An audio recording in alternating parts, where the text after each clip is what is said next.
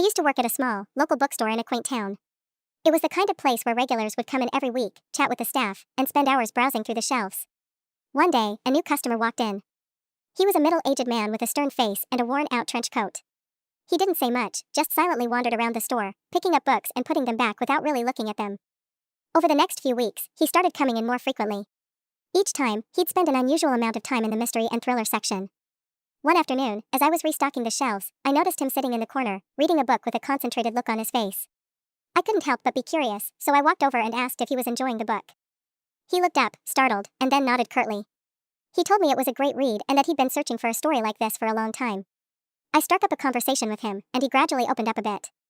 He mentioned that he was a retired detective and that he loved solving mysteries, both in real life and in books. A few days later, a strange thing happened. A valuable first edition mystery novel went missing from the store. I was panicked, as it was a rare find and worth a lot of money. I immediately thought of the retired detective. I went to his usual corner, but he wasn't there.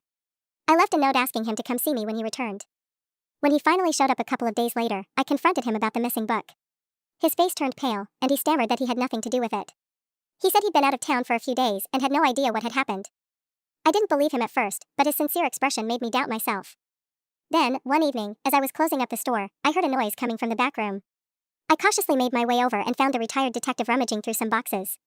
He looked up, shocked to see me. Before I could say anything, he started explaining.